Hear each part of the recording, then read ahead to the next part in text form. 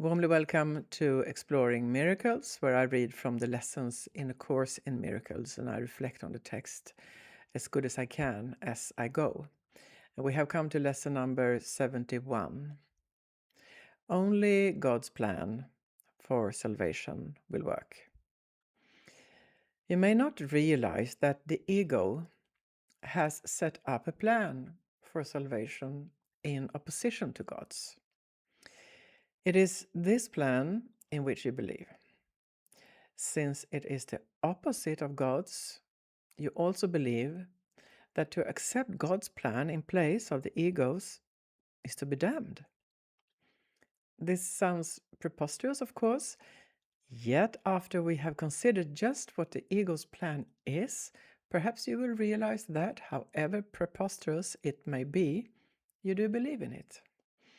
So this is guiding us into to see that our egos may have created some kind of plan and some kind of strategy to feel better, and that the point in that is to um, give the outer world and events a lot of power, because if the outer world and events and the world does not suit us, we react, and then the machinery starts in us and starts chewing and chewing and repeating that the outer world is dangerous and is hurtful, and that we have to defend something. So that strategy is not that strong. We are helped here to find another, to take full responsibility. Why? Not to burden us, but because we have more power than we believe. And that is what we will be shown.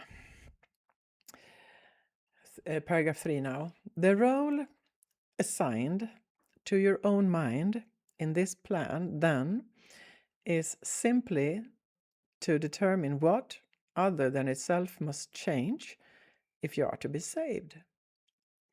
According to this insane plan, any perceived source of salvation is acceptable, provided that it will not work. This ensures that a fruitless search will continue, for the illusion persists that, although this hope has always failed, there is still grounds for hope in other places and in other things. Another person will yet serve better, another situation will yet offer success. So this a bit complicated language, perhaps, at least for me, because English, as you can hear, is not my mother tongue. But it points out that we might think that we are so in charge, and that we, with our reactions and with our sharp intellect and with our way of handling a difficult situation, that we actually have power. But that power is not stable. And the whole point with A Course in Miracles is to show us the place within that is not only stable, it's totally unthreatened. And we even do not have to make any strategies anymore, because we have taken full responsibility. Because we are actually, as we were told in previous lesson, we have the power. We are in power of the universe. So I will jump a bit to lesson to paragraph 6. So, how can we escape all this unstable strategies that we might have been leaning on for a long time in our lives? Well, it's very simple, it says. The idea for today is to answer. Here we go. Only God's plan for salvation will work. Okay. There can be no real conflict about this, because there is no possible alternative to God's plan that will save you. His is the only plan that is certain in its outcome. His is the only plan that must succeed. And I am so eager to hear what kind of exercise is or meditation here will serve me to find this, to make the correction to make the move into that place. Let us practice recognizing this certainty today, and let us rejoice that there is an answer to what seems to be a conflict with no resolution possible. All things are possible to God. Salvation must be yours because of His plan, and His plan cannot fail. We are guided to two longer practice periods, and longer usually is 10 or 15 minutes. So we will see. God's plan for your salvation will work and other plans will not. I know. Do not allow yourself to become depressed or angry at the second part. It is inherent in the first. Okay, so we have a bit of a not red alert here, but this can be a challenging practice because the ego will probably reject it and will not feel comfortable with it. But that's okay. That's the way it is. It's for the good. And here we go. Remembering this, remembering this, let us devote the remainder of the extended practice periods to asking God to reveal His plan to us. Ask Him very specifically. Okay.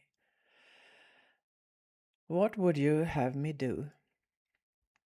Where would you have me go? What would you have me say? And to whom? That's beautiful. I will read it again. We ask God, what would you have me do? Where would you have me go? What would you have me say? And to whom? Give Him full charge of the rest of the practice period. And let Him tell you what needs to be done by you in His plan for salvation, for your salvation. He will answer in proportion to your willingness to hear His voice. Refuse not to hear. The very fact that you are doing the exercises proves that you have some willingness to listen. This is enough to establish your claim to God's answer. And in the shorter practice periods, tell yourself often that God's plan for salvation and only His will work. Be alert to any temptation to hold grievances today and respond to them with this form, if they come, of today's idea. Holding grievances is the opposite of God's plan for salvation, and only His plan will work.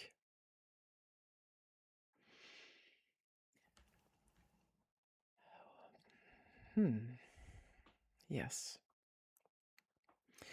There is no need for my reflections, I think, on this very clear and strong lesson. We are opening ourselves more and more here to what is the truth inside. And this lesson number 71 opened for us asking God for what His plan is. And I think that is enough, and I'm looking so much forward for the lessons ahead that will take us into the universe inside, the source inside that we are a part of, and that we might have forgotten a bit, but that we are being reminded here of it, and to take all the power back and put it into the right place, because the source is inside. That's why the source is with us. Thank you very much for participating, and thank you for returning. And if you saw this for the first time, you're so welcome to become a returner. Thank you.